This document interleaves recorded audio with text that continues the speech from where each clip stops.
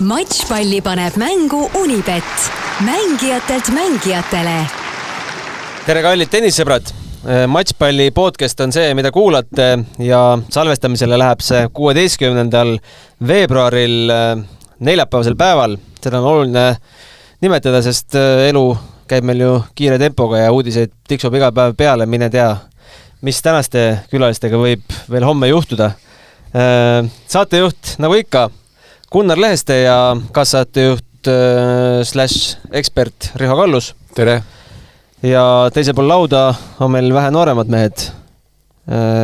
Alustame vanema tutvustame siis. Kennet Raismaa. Tere! Endine mängija, praegune mängija, treener. Oskad veel mõne tiitli? Mentor. Psühholoog. Autojuht. Kõik ühes. Autojuht, bussijuht, kokk. Ja tema kõige tuntum õpilane Oliver Ojakäär. Tere!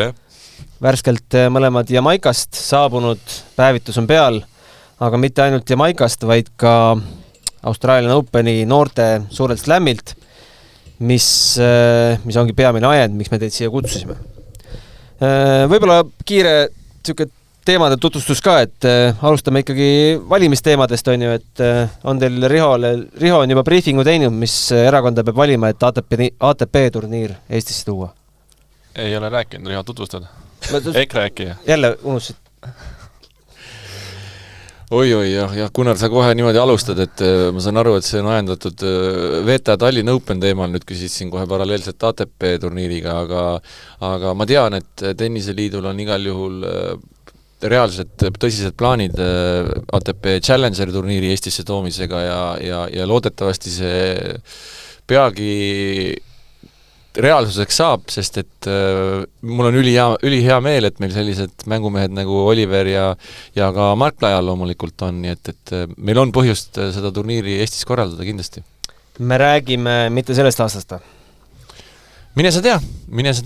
Ei oska öelda, eks loomulikult sellise suurturniiri ettevalmistus ikkagi miinimum pool aastat kindlasti aega võtab, aga ütleme nii, et mõtted selles suunas igal juhul Tenniseliidul on. Et ühel aastal teha ATP turniir, VTA turniir, Läti valitsust on ka appi vaja vist? ATP Challenger turniirist me praegu ikkagi eelkõige räägime, et ATP turniiride korraldamine, ütleme nii, et enne pandeemiat ja enne seda jama, mis kõik siin Aasias pihta hakkas, ikkagi ATP turniiride neid turniire naljalt ei liigutata ja ei kõigutata ja ühe sellise turniiri võib-olla litsentsi ostmine on ikkagi mitmetes miljonites, nii et see kõige lihtsam asi ei ole, mida korraldada, mida üldse saada õigust selleks, et seda korraldada, nii et see on muidugi kosmos, see on võib-olla kunagi tõesti. Vägev, siin on ju täitsa uudispeidus. Aga tulles me ikkagi meie külaliste juurde. Australian Open, noorte suurest lämmi debüüt Oliveril ja 3. ring. Kuidas Oliver sulle endale tagantjärele kõlab see saavutus? Tule natuke vinkriga lähemale. Ma arvan, et väga hästi läks kokkuvõttes. Ma enne olin haige pikalt ja ma arvan, mängisin päris maksimumi. 3. ringis võib-olla oleks natuke paremini võinud ise mängida, mängus püsida, aga muidu ma ütleks, et paaris veerandfinaali üksikus 3. ring on okei. Ma olen Kennetit kuulnud, et see, et sinna üldse otsustasite minna, oli päris nippa-nappa. Räägi sellest haigusest võib-olla natukene. No ma olin oktoobri keskelt ja haigeks olin põhimõtteliselt 3 nädalat enne Austraaliat hakkasime trenni tegema, 4-3 nädalat vaikselt nagu ja siis kuni Austraaliani mängisime rahulikult trennis ja siis Austraalia oli põhimõtteliselt esimene kord, kus ma nagu täiega proovisin mängima hakata. Aga haigus saite siis võitu vahetult enne turniiri või? No päris 100% ikka ei olnud turniiri ajal, aga suutsin mängida normaalselt ja nüüd on juba okei. Kennet, kuidas see otsuse langetamine sündis, et ikkagi lähete? Ma arvan, et jube keeruline oleks olnud Oliveri kuidagi trennis edasi sundida, kui ma oleks talle öelnud, et see Austraalia nüüd ikkagi jääb ära see aasta.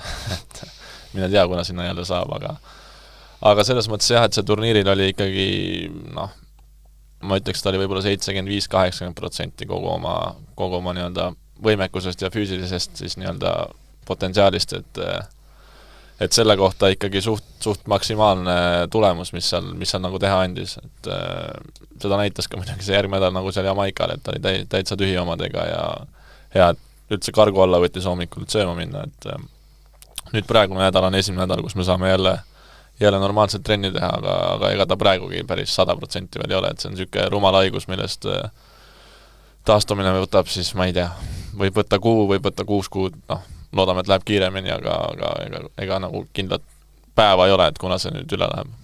Aga räägime neist 3 mängust ka, et ajaloo huvides, et saaks need ikkagi purki, et Markus Sjöman, või vist öeldakse niimoodi austraallase kohta, 7-5, 6-4, milline see mäng? 7-6, 6-4, ole täpne. Olen täpne või? Mis ma ütlesin? Tiebreak 5, Gunnar. 7-5, jah. Siin koretennis ütleb 7-5, 6-4, oli tiebreak. Ära vaata koretennist. 7-6, 6-4 tiebreak. Oi.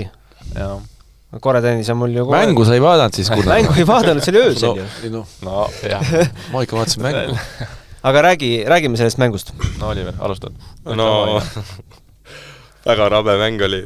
Päris alguses esimesed game'id olid ikka, noh, närv oli sees. Inimesi vaatas, siis oled seal, ei ole üldse harjunud. Palju vaatas? Ma arvan mingi 50-60. Aga noh, kui juunioride turniire tavaliselt ei vaata seal midagi. Aga jätka, ma pärast sekkun. Ja siis proovisin kuidagi enda mängu leida, aga ma ütleks, et väga hea mäng ei olnud. Jäin breigiga taha kohe, siis kuidagi sealt setpallid päässin, siis esimese kuidagi kangutasin ära. Ja siis teine tuli ka nii, teine oli lihtsam juba. Aga jah, esimene mäng oli suhteliselt kehva võrreldes teistega. No aga lõppkokkuvõttes, mille poolest sa parem olid?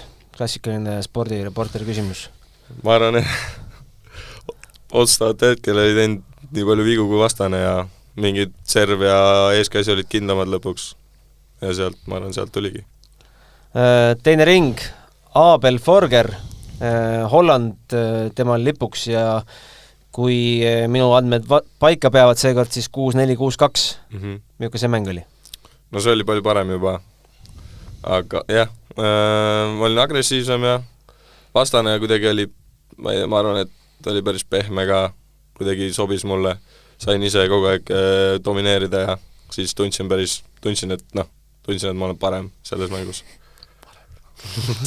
Kennetil on kommentaar kohe? Ei, noh, selle esimese mänguga seal oli kõik need juuniorid algused, kõigil on enamustel, siis oli nagu see esimene slam ja tegelikult oli juba paar päeva ette näha, et seal riietusruumides kõik värisesid juba ja ootsid, et kuna see avapauk antakse, ja siis see esimene mäng oli kohe näha ka, et väljakule läks, siis soojendus oli veel enam-vähem, aga esimesest punktist peale siis poiss ühtegi piuksu ei teinud ja oli seal, otsis nagu nurka enam-vähem, et kus olla, et aga tabeliga... Poiss jäi Oliver siis? Jah, Oliver, et aga tabeliga... Poisike.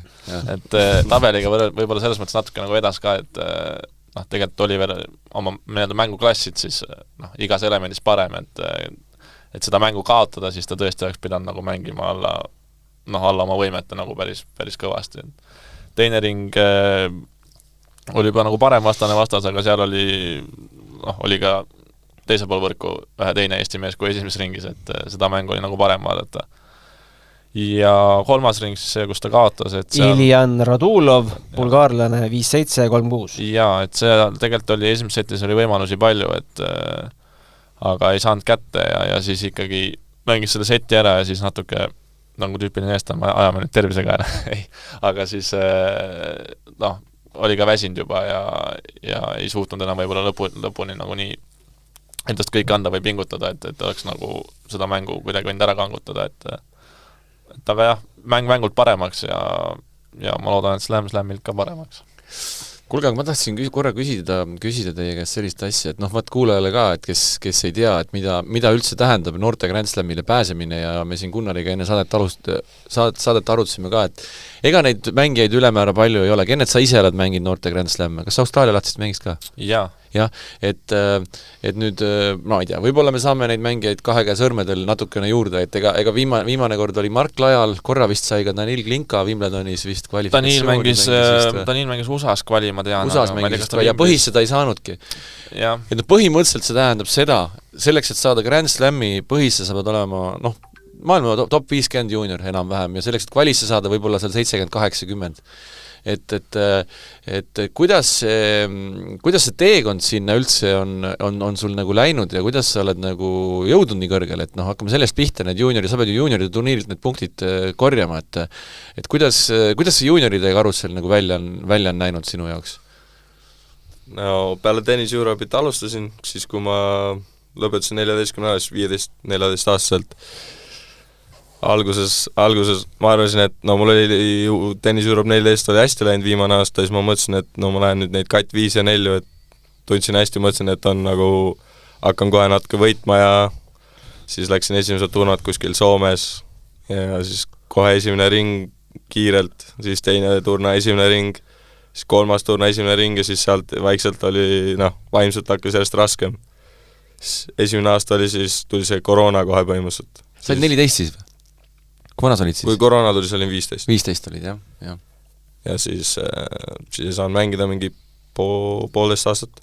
No väga raske aeg. Ja siis peale seda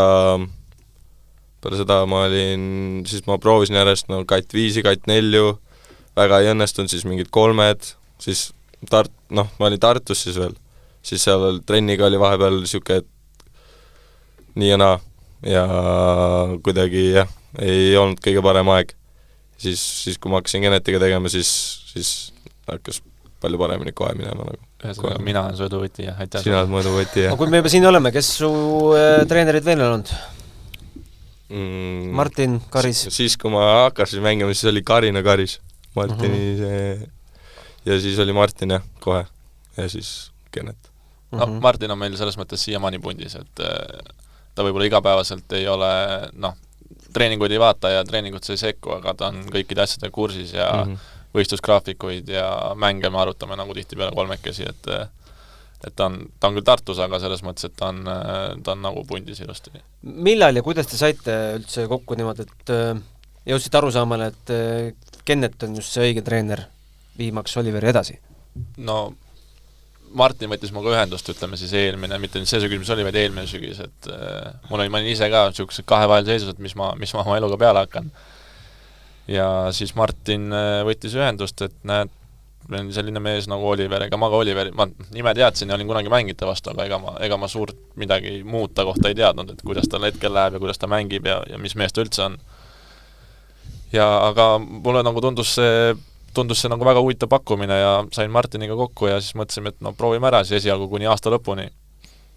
Ja väga tänulik Martinile, et ta muidugi usaldas mind siis sellesse rolli, et tihtipeale Eestis on ju vanemaid ja kogenumaid treenereid ka, et kelle poole võib-olla pöörduda. Aga helistas mulle ja siis me tegime aasta lõpuni ära Oliveriga ja tegelikult ju meil algas ka kohe asi niimoodi, et esimene turniir läksime Poola, seal hävis esimene ring, siis läksime ju aasta lõpus Dohasse ja seal oli 2 turniiri võitu kohe, et arvestades seda, mis Oliveril nagu, mis ta see aasta eelnevalt oli olnud, siis olid need pika puuga kõige paremad nagu tulemused.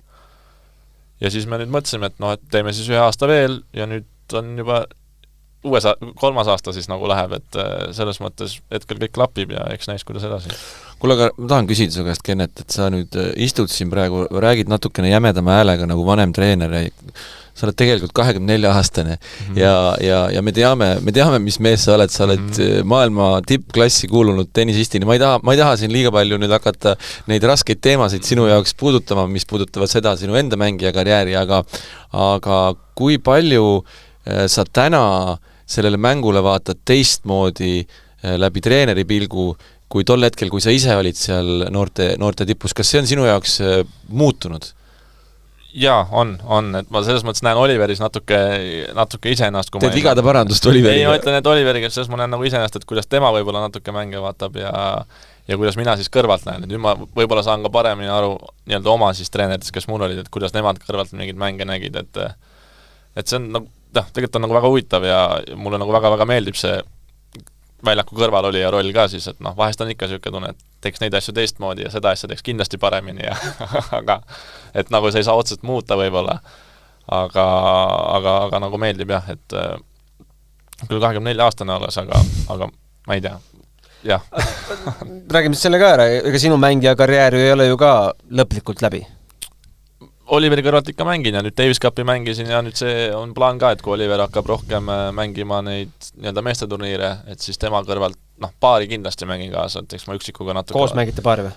Esialgu küll, jah, või kui mul leian mingi parema paaris. vahepeal Oliver parema paaris. Vahepeal Oliver natuke treenid nagu oma treenerid ka, eks ju, Kennetit, et kuidas seal paremini, et... Just nüüd ongi. Ei, aga tegelikult ongi, kes sind treenib?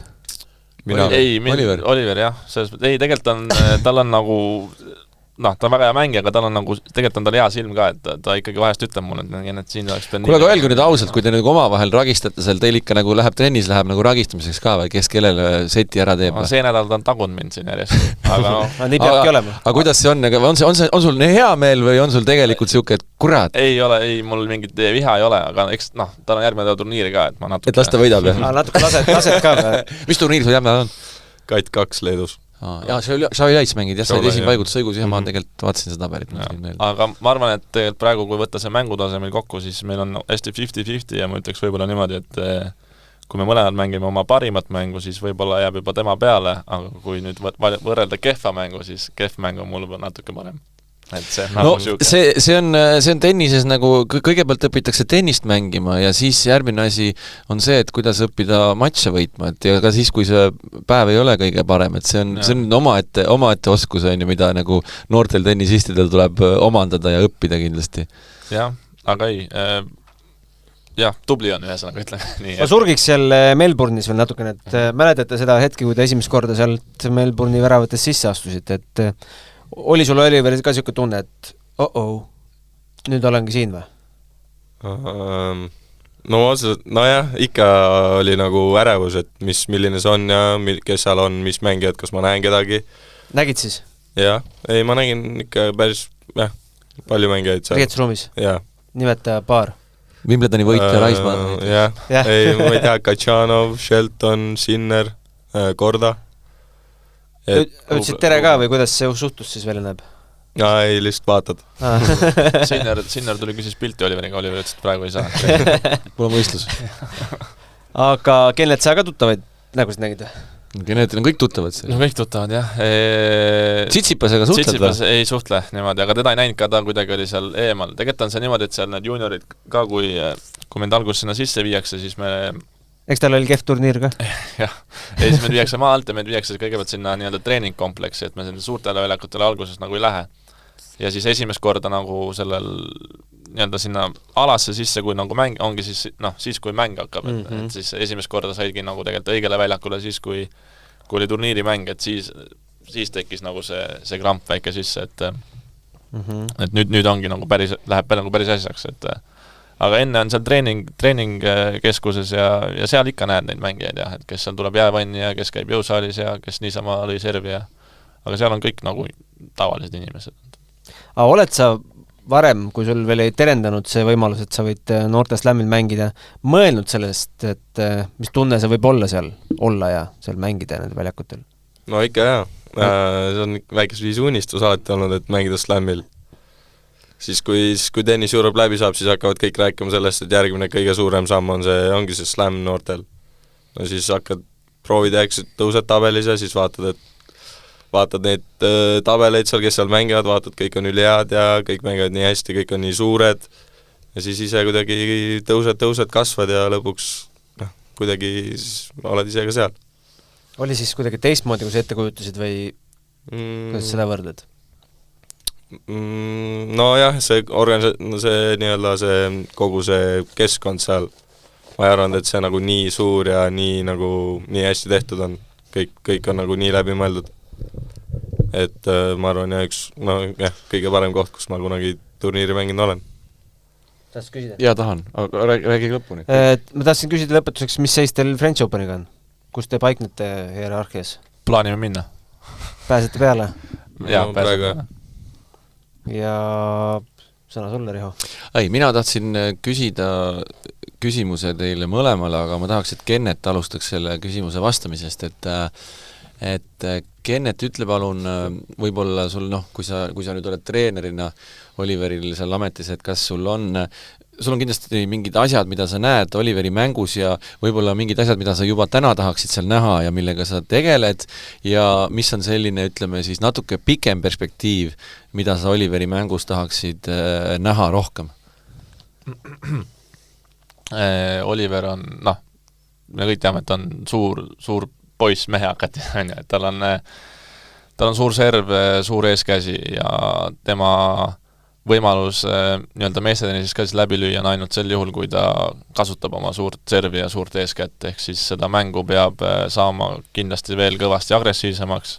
See on läinud agressiivsemaks, aga seal on nagu arenguruumi. Kõvasti oleme vaeva näinud tagakäega, mis tal ei ole, ta enda jutu järgi on see olnud tal lapsest saati auk, või viimast paar aastat auk, aga see minu silma järgi see nii ei ole. Tegelikult on täiesti väga normaalne löök, aga nüüd ma arvan, viimase poole aastaga oleme saanud seda ka kõvasti nagu paremaks, mis ma loodan, et annab talle enesekindlust nii-öelda eeskäega ja serviga siis olla veel julgem, veel agressiivsem ja kindlasti agressiivse mängu üks tunnusmärk on ka see, et peab mingil hetkel võrku jõudma omadega, et kaua sa sealt tagajoone pealt ikka nüüd kõmmutad, et mingi paratamatult tuleb kõigil see viga, et see on siis nagu võib-olla üks samm, mida tahaks nagu rohkem näha tulevikus, et kui ta ikkagi sealt 2-3 korda ära vajutab oma ees või tagakäega, et ta siis läheb sealt, lõpetab selle punkti võrgus. See koht ja need valikud, millal minna. Et see on nagu, ma arvan, see põhiline suund, mille kallal me siis nagu ka vaeva näeme. Nii tenniseväljakul kui ka nii-öelda füüsilist trenni teges, et nagu füüsilise treener on Maarja Kalev, enne me ei mainimata, kes on ka sul juba olnud, ma ei tea, 3-4-5 aastat kõrval. 5, jah. Et temaga ka, arutame kogu aeg, et kuidas saaks nagu paremaks ja kiiremaks ja veel võimsamaks, aga kogu see asi käib nagu selle kallal, jah, et see mäng siis muutuks veel võimsamaks ja veel agressiivsemaks ja veel siukseks jõulisemaks. Aga Oliver, sama küsimus sulle, et sa kindlasti ju oma jaakaaslastega ju ka seal tippudega suhtled ja näed neid ja võib-olla võrdled ennast nendega, et kuidas sa iseenda mängu hindad või vaatad või millega sina tegeled või? No tennise poole pealt ma arvan, jah, see, mis Kennet rääkis, ma peaks olema, minu mäng ongi agressiivne, eks minu vanusel seal on mingeid väiksemaid poisse, kes siis proovivad läbi, ma ei tea, pikemate punktide siis grindida rohkem, aga mina jah, ma peaks tõlgi ära sõna grindima. Pusida. See on ma ei tea, kuidas öelda. See on jah, siuke päris võib-olla ajamine tennise keeles ei ole. Tagasi ajada või ei, aga see on siuke läbi stabiilsuse nagu punkte võita, et mängid rohkem siis vastase vea peale. Tagasi ajamine juba selge mõiste, jätka. Ma arvan, et füüsiliselt võiks saada veel tugevamaks või palju tugevamaks, et jõuaks rohkem ja tugevam, et vigastusi ei tuleks nii lihtsalt. Ma arvan, et füüsilist saab palju parandada. Ma arvan, et see on võtmekoht, et kõigile tennisemängijatele, et vigastusi vähem oleks. Mina ei tea midagi vigastustest. Aga kas te näete, kas teil on, võite öelda, et teil on täna kõik nagu olemas või on teil mingeid asju, mida te tunnete, et teil on puudu ja vajaka selleks, et teha järgmist sammu? Palju puudu on? Raha on vaja selle jaoks palju, selleks on vaja tegelikult seal, nagu te siin mainisite, Martin Karist ja füüsitreenerit ja nii edasi, et teil on seal, ma tean, Kaspar Kokk vist aitab sind, eks ju, managerina, et kuidas teil see tiim töötab, kas teil on mingi järgmine asi, mida te nüüd tahaksite nagu juurde saada? No naist otsime, ei. Ärge jamaga selle asjaga. Lõpetab tennis ära kohe. Ei, selles mõttes... Sulle või Oliverile? Mulle. Treenerile, ja treenerile, okei. Ei, tegelikult on, selles mõttes on kuidagi hästi need nii-öelda tööd jaotunud, et igaüks tunneb ja teab, ma arvan, suhteliselt hästi oma rolli nagu Oliveri ümber siis, et Kaspar tegelikult teeb head tööd ja on leidnud, ma arvan, piisavalt palju toetust nii-öelda rahaliselt poole pealt siis Oliveril, et Oliver saaks mängida. See koht on muidu see koht, mida me ei lõika välja, kui te oma sponsorid ette loete? Hakkame ette lugema. Jaa, võite sponsorid ette. Muuseas, me räägime tegelikult endisest tennisistist, kes vahepeal otsustas suusatama hakata ja kes suusatas nagu päris hästi, Kaspar Kokk ei olnud paha, ei olnud paha ja nüüd siis on jälle tennises tagasi. Et noh, Kaspar on meil siis selline, ongi manager, ongi nagu kõige õigem sõna, et aga noh, ta on ka koos Martiniga nad seda alustasid, on ju, Martinil väga, kui mitte üks parimaid sõpru, nemad koos, siis Martin on selles mõttes, et ta on, mina uurin talt palju, küsin, noh, kas nüüd palju, aga ikkagi kui mul mingi mure on, siis ma pöördun esimesena Oliveri suhtes tema poole, tema uurib, kuidas meil läheb, vahest annab mingit head nõu, Maarja Kalev, kes siis on füüsilise treener, me oleme igapäevased kontaktis, noh, ta on küll Tartus selles mõttes, aga ta üritab olla vähemalt 50-60% ajast Tallinnas, aga noh, vestlus on igapäevane ja selles mõttes see Oliveri ümber, see punt võib-olla ei ole nagu väga suur, ei peagi olema väga suur, aga kõik nagu hoiavad kokku ja teevad nagu igapäevaselt kõik selleks, et poisil oleks hea. Aga noh, raha on ka ikkagi suur teema, et palju sul raha on? Mitte palju sul raha on, vaid kas midagi on hetkel jäänud Oliveril ka selle taha, et ei saanud minna sinna turniiril, sest no peame vaatama siin seda, et kuidas me jaotame seda raha siin aasta vahel? Ei ole praegu, et ühtegi asja ei ole nagu tegemata jäänud, noh nüüd just Tallink hakkas suuremalt toetama Oliveri, et Alexelega on Oliveril leping juba mitu aastat, need on võib-olla kaks suuremat, kes sul on, et noh, kellele me loodame, et koostöö jätkub ka nagu edastisteks aastateks, et see kõige nii-öelda valusam koht tulebki siis, kui need juuniorid läbi saavad ja on vaja hakata nagu mehi mängima, et praegu juuniorides on mängid neid paremaid turniire, noh siis on ju hotell makstud, sul on söök makstud, et noh, ise pead kohale saama kuidagi, aga treeneril on hotell makstud, treeneril on söök makstud, et selle koha pealt nagu kulu ei ole, aga kui üks hetk need juuniorid nüüd läbi saavad, siis on ju kõik maksab jälle, et eks siis ongi need rasked aastad, mis tuleb nagu üle elada, et kaugel see aeg on? See ongi nüüd selle aasta lõpust alates siis. Jah, et aga ma väga loodan, et noh, Eestis on natuke see eelis, et kui sa oled Eesti mõistes nagu oled nagu hea mängija ja teed nagu, näed vaeva ja teed korralikult tööd, et siis ikkagi noh, selle taha nagu lõpuks ei jää, et sind ikkagi aidatakse nagu, siiamaani vähemalt on aidatud, et aidatakse nagu välja, et ise pead lihtsalt väga tahtma. Minul on siuke, ma ei tea, kas see on valus või mitte valus küsimus, aga kas Eestist on tänapäeval võimalik tippmängiks sirguda? Me näeme, et Mark on Prantsusmaal, Kristjan on Prantsusmaal, me võime veel loeta. Tanil Klinka. 5 meest ja naist veel, kes on valinud teise tee. Kuidas teie selle enda jaoks olete mõtestanud? Alusta Oliver siis. Mina arvan, et saab, kui sul on hea tiim, sest et noh, ma ei tea, kes Laeli treenerid on, aga no mul praegu, ma ei tea, ma tunnen, et praegu mul on kõik olemas, et teha trenni ja siis hakata mehi mängima. Jah, lisaks võib-olla nii palju, et sa loetsid need nimed, kes on nagu nii-öelda välismaalt, aga Jürgen suure osa oma elust Eestis treeninud, Anett suure osa oma elust Eestis treeninud, Kaia suure oma elust treeninud. Nendel on ka päris hästi läinud. Jaa, et on nagu võimalik, et kindlasti tuleb ära käia, noh, et kui sa ikkagi, ütleme, võtame Oliveri aasta, kui ta on terve, siis turniire tuleb niikuinii, ütleme, suurusjärk 22-25 nädalat, pane sinna välishooja ettevalmistus 2 nädalat varem kuskile, on juba 27 nädalat, sügisel võib-olla kuskile ära, noh, 28-29. Puhkus. Jah, 8 nädalat. Mis see on? Ei, et seda Eestis treenimist ei tule nagu nii palju, et noh, Eesti suur miinus on kliima, et meil on see talvehooaeg on nagu nii pikk, et see tuleb leida sellele mingi lahendus, et sa ei jääks siia 4 või 5 kuuks siia pimedasse nagu istuma. Ja teine küsimus on siis parridega, ütleme treeningpartneritega, et noh, hetkel ma saan Jürgeniga väga hästi läbi, Jürgen treenib meil teatavasti Markus Mölderit, on ju, et tegelikult on meil on siin Tallinnas nagu okei, et mina mängin Oliverile vastu, vahest mängib Jürgen Oliverile vastu, Markusega teevad koos trenni, samas aitan mina, kui ütleme, Oliver on kas haige või vigane või teda ei ole, siis aitan mina Jürgenit, me mängin Markusele vastu, et meil tegelikult on 4 on selline, hetkel on klapp päris hea, et ma ei taha uskuda, et kuskil mujal väga palju hetkel parem oleks, et aga see muidugi ei tähenda seda, et aasta või 2 pärast tekib mingi võimalus ja tuleb ära minna. Kuidas te tunnetate selle hetke ära, et tuleb ära minna? Ma arvan, et kõik peavad ausalt peeglisse vaatama ja küsima endalt, et kas on midagi veel anda, et kas siit saab paremaks, noh, et selles mõttes lõpuks tuleb ju teha ikkagi otsus see, mis on nagu Oliveril kõige parem ja Oliver peab samamoodi ise vaatama peeglisse, et kui ta tõesti tunneb minu või Maarja või Martini suhtes, et tal on mingit pretensioone või et ta ei ole millega rahul, noh, siis tuleb lihtsalt öelda, aga ma arvan, et hetkel meil see omavaheline klapp nagu Oliveriga, et noh, me räägime nagu suht avatult kõigest, võib-olla asjadest, millest ka ei peaks aga selles mõttes, et meil nagu see usaldus on nagu hea ja minul vähemalt, kui mul on midagi hingel, siis ma ütlen talle kohe ära ja ma loodan, et temal samamoodi. No üks hetk ju Martin nägi, et võib-olla mitte kas just nii räigelt, et temal pole midagi Oliverile juurde anda või kutsus sinu juurde, aga kas sa usud, et sa tunnetad selle hetke ära, kui sul pole enam midagi Oliverile juurde anda?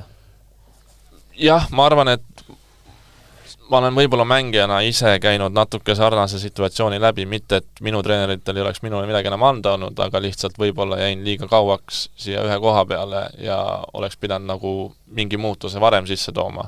No sa oled noor mees, jõuad veel? Jah, aga mõtlen siis Oliveri vanuses, et selles mõttes, et olles võib-olla ise natuke olnud sarnases situatsioonis, siis see on kindlasti üks asi, mida ma tahan väga vältida oma siis oma nii-öelda õpilastega või tulevaste õpilastega. See on väga hea, et sa seda nii ausalt siin räägid.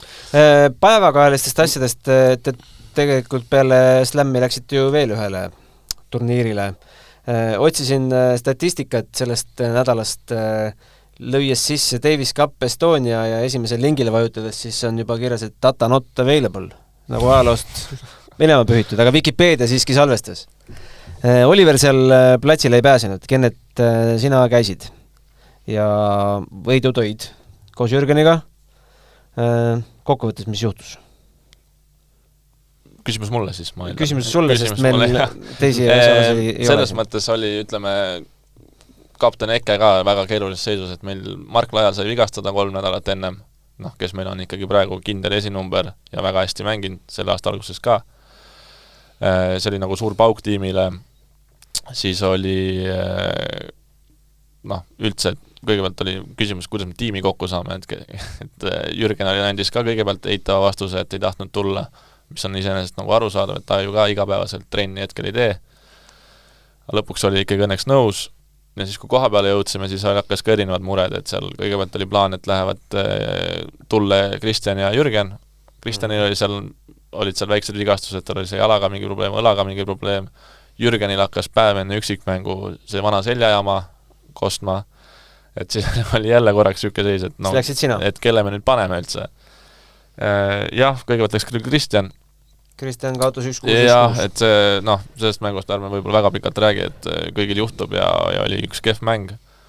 Teisena läksin mina, tegelikult mängisin alguses päris normaalselt, aga 6-4, 4-6, 0-6. Ja olin seal 6-4 ja 2-1 veel ees ja mis iganes, aga sama lugu, et kui ikkagi igapäevaselt nii-öelda Oliveriga mängin, nagu ütleme, füüsiliselt ei tee nagu tööd, et vastu pidada 3 setti, siis mingit see kukkumine tuleb järsk. Siis oli paar, noh, paaris nad vahetasid seal ära kuidagi, meil tegelikult ei olnud väga vastaseid seal paaris.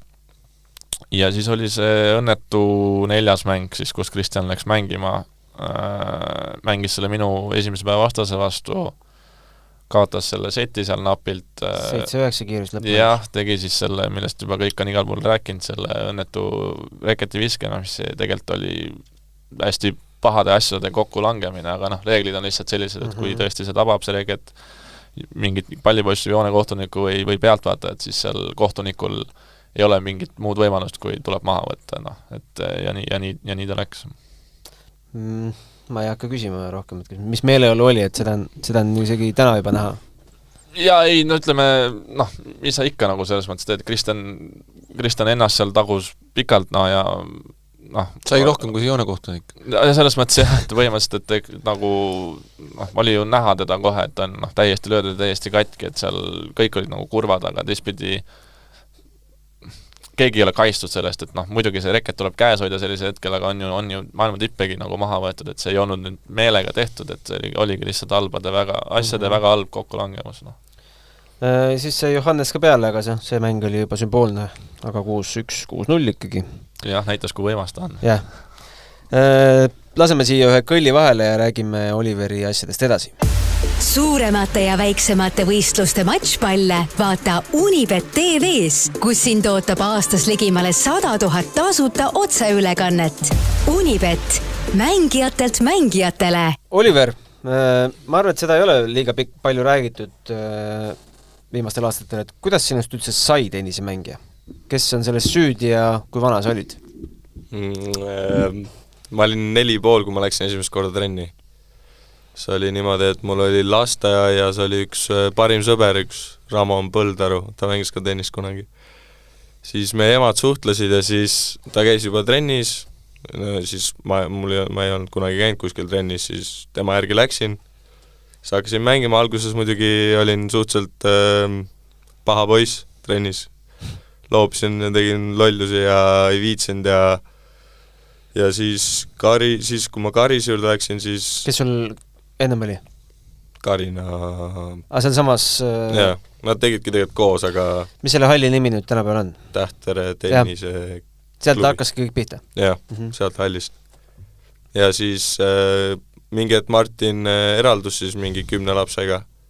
Siis ma jäin ka sinna sisse, siis kuidagi sealt järjest hakkasin ise tahtma rohkem ja trenni tegema, jäin suurtemate trenni ja kuidagi siis Martin nägi mind, hakkas minuga rohkem tegelema ja siis sealt nüüd läkski nii. Räägi, milline su perekondlik taust on, millega su vanemad tegelevad ja tennises hästi palju me näeme alati neil noortel tennisistidel närvilisi lapsevanemaid seal aia taga karjumas ja ütlemas, mida peab tegema ja kuidas peab tegema ja kas sul on vendi õdesid ka perekonnas? Jaa, mul on vanem õde, 21. Tegeleb ka spordiga, ei tegele? Ei, ta tegeles iluvõimlemisega väiksena, aga nüüd õpib ülikoolis. Praegu läks just Portugali vahetusõpilaseks. Aga vanemad? Vanemad, emal on väike mingi kirjastus ja siis ta töötab ka kuskil kontoris ja isal on nii-öelda toidukoht. Et üldse mingi väga mitte sporditaustaga iseenest, ise nagu tippsporti teinud ei ole? Ei, mitte aga mõlemad harrastavad sul tennist ju selles mõttes? Nojah, ema mängib nüüd jah. Nüüd mängib või mängis endam? Sinu pärast mängib? Nüüd jah, kui mina hakkasin mängima. Aga selles mõttes, et sellest nii-öelda hullud vanematest rääkides, siis sul seda ei ole olnud? Mul on suhteliselt väga normaalsed vanemad.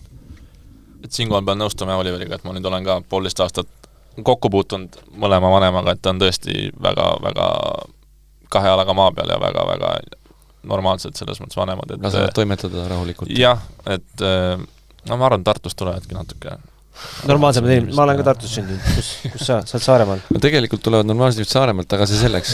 Lähme edasi. Vaata, meil on siin 3 Tartust, üks Saarlane. Oho. Ei, jah, selle koha pealt ei ole ka mingit pretensioone hetkel. Mis me veel Rihoga arutasime, mis oleks huvitav teada? Milline su päev välja näeb? Argipäev? Sa ju ülikoolis kuskil ei käi? Gümnaasiumis? Käin, jah. Tartus? Ma olen Miina Härma gümnaasiumi e-õppel, jah.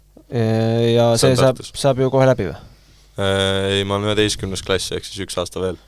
Aga hakkame siis sellest pihta, et äratuskell, mis kell heliseb kõige tihedam päev. Kuidas see Oliveri päev välja näeb? Okay. Ole aus nüüd, mis kell magama lähed ja mis kell ärkad, mis sa mulle räägid, see on üks asi. Ja mis sa veel teed peale tennise, seda räägi ka meile? No tavaline päev on, ma ei tea, hommikul 8 või vahepeal varem, vahepeal hiljem üles, siis söön midagi, vahepeal söön tondil tennisallis seal kohvikus, siis kui kenned... Aga kus sa üldse elad siis? Ma elan Kristiines põhimõtteliselt. Nagu väike korter, jah. Ja vanemad on Tartus? Jah. No siis söön, trenni, tennis, siis söön lõunat tondil, siis teen füssi, ma arvan, üldiselt on 2 tennis vahel füss. Teed ka seal samas tondil, jah? Ja siis on teine tennis. Ja siis võib-olla, ma ei tea, kui kuskilt on midagi viga, siis teen mingi väikse füsio, rullin, venitan, siis lähen koju, vahepeal läheme Genetiga kuhugi sööme ja siis õpin vahepeal, aga väga palju mulle ei meeldi õppida. Kas te olete kokku treenerile küsimus jälle, et kas teil on nagu mingisugused sellised mahulised arvutused nädalas, kui palju teil tuleb tennist, kui palju tuleb füssi, kui palju te seda jälgite ja kuidas see käib?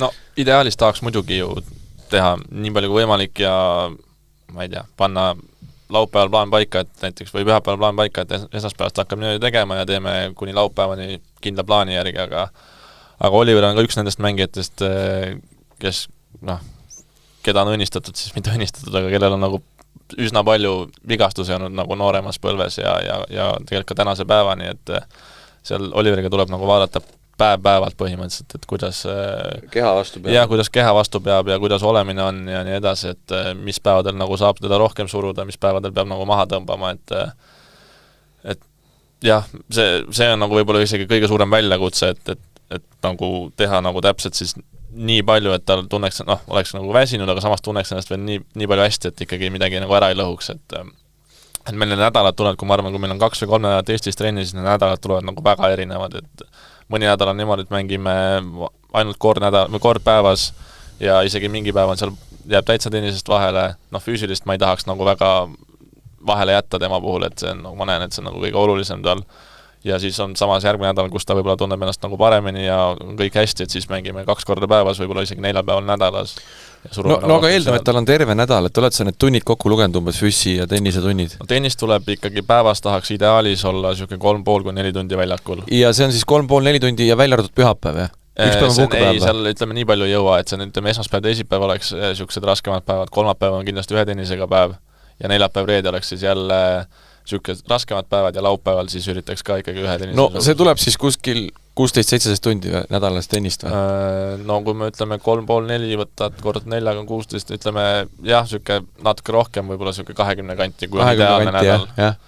Aga sinna pane nagu füüsiliselt juurde ja see oleneb hästi palju ka sellest, et mis tal nagu füüsilise programm hetkel on, et kui on nagu ja palju neid tunde võib tulla umbes? No iga päev ikkagi selle füüsilise tegevuse peale 1,5–2 iga päev, jah. Nii et ütleme võib-olla 5-6 tundi vähem kui tennist on füüsis ka 15-16 tundi, et kuskil 35 tundi nädalas on sul nagu puhtalt treeningut. Jah, et aga ma ütlen, see nagu kõigub, et on nädalaid, kus on ka nagu vähem, et aga jah, nii ta umbes ikkagi tuleb igal nagu tippsportlasel, ma julgen öelda, kes siis tennist tänapäeval mängib. Kui Oliveril midagi katki läheb, siis esimene kõne on kellele? Maarja Kalev. Teine kõne? Maarja Kalev. Kui kiiresti süsteem on, küsimus selles mõttes, et kui kiiresti te mingi arsti jutule saate, et mis süsteeme, on teil tugisüsteem nii-öelda paigas? Meil on selles mõttes on nüüd vedanud, et kui on vaja teha mingisugune uuring, kas siis MRT või röntgen või midagi, siis minu ema töötab Tartus, on radioloogia tehnik, ehk siis me saame kohe, kui on vaja täna, siis me saame täna põhimõtteliselt, et sellega on nagu väga vedanud, et Eestis neid kohti ei ole väga palju, kus neid uuringuid saab teha ja tihtipeale võib minna aega. Füsio poole pealt on Maarja ja siis arstidega konsulteerib ka rohkem nagu Maarja, et tal on omad mingisugused liinid või inimesed, kellega ta nagu suhtleb, kellelt ta küsib ja seal me nagu usaldame 100% nagu teda ja tema arvamust siis. Olete te EOK Team Estoniaga ka kuidagi seotud või veel mitte? Ei, Oliver on liige. Mis tugi sealt tuleb? Ma ei ole kasutanud seda muidugi sealt. ma isegi täpselt ei ole kursis, mis hüved sul seal on. Seal on mingid, sa saad käia kuskil füsio juures mingid päevad kuus, aga ma ei ole, ma arvan, mu ema teab paremini. No sul on rahaline toetus kindlasti selles mõttes ka sealt olemas. Ja. Sa oled ju seal. Kuidas te kuplialust korras hoiate? Küsimus mulle või sulle oli? Ma ei tea, kumb tahab vastata. Võime mõned vastata alustada. No siis, kui kuskilt tuled tagasi ja oled nagu maas omadega, siis tuled Eestisse ja ma ei tea, ma kõige rohkem olen sõpradega lihtsalt Markus Möldriga kõige rohkem ja siis seal kuidagi saad tunde tagasi jälle. Nudate koos kahekesi ja kallistate. Et üldse veel korra räägiks selle, tõid selle kuplialuse, et mina isiklikult treenerina ei ole väga suur psühholoogide fänn, et kuna ma olen ise ka võib-olla mängijana nagu läbi kogenud need asjad, mida Oliver praegu siis kogeb, et siis ma üritan nagu treenerina teda nii palju aidata ja rääkida nagu sellest mängu nendest situatsioonidest ja olukordadest, aga et seda jah, hetkel tema ei ole fänn ja mina ei ole ka fänn, et teda kuskile võib-olla saata nüüd rääkima mingi ma olen ise läbi proovinud ja minu puhul need ei toiminud ja ma nagu väga ei usu sellesse. See ei tähenda, et see üdini halb asi on, mõnele sobib, mõnele ei sobi. Ja, et kuidagi jah. Mul on üks selline küsimus, kui ma nüüd kerin siit umbes 10 aastat tagasi, 14-aastane Kennet Raismaa ma mäletan väga hästi, mis mulle Kenneti puhul väga-väga meeldis, et väga palju oli selliseid noormängijaid, küsid mõne tippmängija kohta, polnud nimegi kuulnud. Ma mäletan, et Kennet väga palju vaatas tipptennist, jälgis, vaatas YouTube'ist, istus arvutis, kogu aeg vaatas nagu tennist, et kui suur roll, Oliver, sinu jaoks on see või kui palju sa ennast läbi selle arendad, et sa vaatad ise meeste tipptennist ja kas sul on omad mingisugused sellised lemmikud või kes sinu niisugused nii-öelda eeskujud on maailmatennises? Ma vaatan ka päris palju, ma olen ikkagi suht iga turniiriga kursis, kui kuskil on mingi ATP turniir. VTA? Ei, vaatan ka väga palju. No siis ma vaatan neid mänge, mul meeldib Djokovic kõige rohkem selles mõttes. Palju ta just ei meeldi, aga mulle nagu tennise mõttes. Oli üks raadiosaade teisipäeviti Kuku raadios, kus Ott Järvela väitis, et Djokovicist ei saa mitte kunagi kits, ehk siis GOAT inglise keeles, greatest of all time. Julged sa vastu vaielda? Jaa, ta on juba praegu läbi aegade parim tennisist, kes kunagi on mänginud tennist. Miks? Sest et ta statsid räägivad enda eest. Tal on kõige rohkem turniirivõite, kõige rohkem auhindu, kõik on kõige rohkem. Ja ta ikka veel mängib, ehk siis ma arvan, et see vahe läheb veel suuremaks teistega. Aga kunagi ei tea muidugi, mis võib-olla Nadal ka mängib selles mõttes veel, aga mõni saarlane tahab vastu vaielda? Keegi teine? Ei, nüüd on selles mõttes, on praegu hoopis teised pingeread, praegu räägitakse, kes mängib kõige perfektsemat tennist ja seal on nagu võibavõitna selgunud, et see on Roger Federer. Aga see selleks.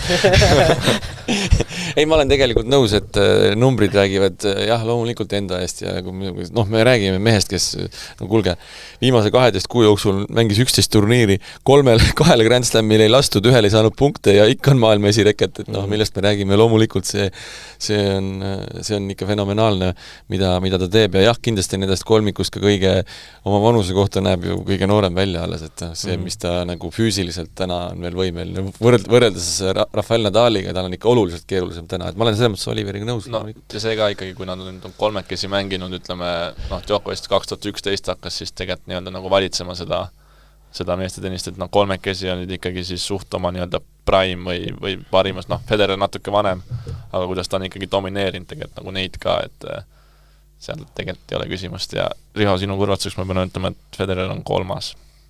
Ei, ma rääksin seda tabelit nagu kõige, kes mängis kõige perfektsemat tennist, et seal on nagu võitja selgunud, aga jah. Ma tahtsin veel küsida, et Austraalias ju juunioride turniir algas siis, kui meeste turniir oli juba täies hoos. Nägite meeste mänge ka või? Mitte väga. Seal me ei saanud nagu sinna sisse ei saanud, kust areenidele me ei saanud. Ma oleks pidanud siis nagu piletiga.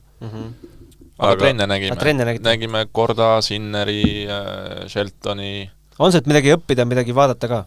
Minul on huvitav, ma olen mänge näinud, minul on isegi palju huvitav neid trenne vaadata, et näiteks Sinneriga nägin järgmine päev mängis Tsitsipasega seda 5 setti seal, siis nägin päev enne seda trenni, siis oli see trenn oli puhtalt üles ehitatud selle, kuidas siis Tsitsipase vastu nagu minna mängima, et seal jah, mingit tuumafüüsikat ei olnud. Kuidas taha alla kõrget topsi mängida, seda kõik teavad siin ainult üks sama. Aga nagu need harjutused ja kõik, mis ta nagu tegid, et see oli kõik ainult selle suunitlusega.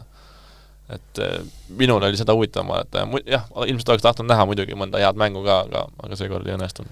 Kuidas sa ennast treenerina arendad? Siin ma pean võib-olla natuke ennast norima, et ma võiks rohkem lugeda mingist erialast kirjandust ja seda nagu sellega ennast ka, nii-öelda rohkem neid raamatuteadmisi nagu omandada, et aga muidu ma olen nagu igapäevaselt nii läbi ja lõhki tennis, et ma ise mängin, ma vaatan tennist, Oliveriga arutan, teistega arutan, et ma nagu põhimõtteliselt isegi enda teadmata nagu õpin igapäevaselt, et isegi kui mul ei ole mitte selle suunitlusega. Aga kas sul mõne, ma ei tea, mõne tipptreeneri telefoninumber on telefonis või on sul mõni selline tipptreener, kelle, ma ei tea, YouTube'i kanalit sa jälgid või on sul mõned sellised eeskujud ka seal? Ei, seda mul nagu hetkel ei ole väga, et seal YouTube'is ütleme, need parimad tipptreenerid seal YouTube'is väga palju midagi ei räägi ja ei avalda, et ja selliseid kontakte mul niimoodi ka, et kellele nüüd kirjutada võib-olla nagu ei ole, et ma olen küll tuttavaks saanud seal turniiridel